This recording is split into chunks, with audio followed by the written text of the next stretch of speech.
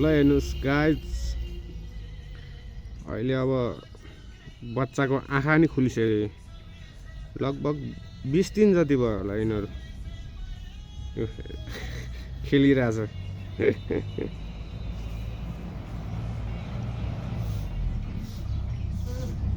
महारानी रातभरि हराउँछ 5 बजेतिर झ्यालबाट हाम फालेर आउँछ झ्यालबाट छिरेर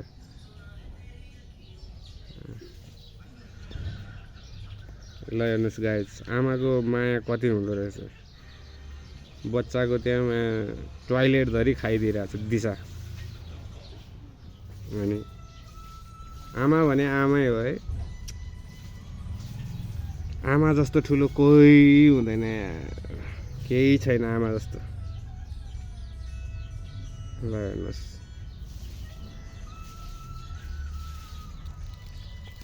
यतिसम्म हुन्छ आमा भनेको यो त लाडला त्यसको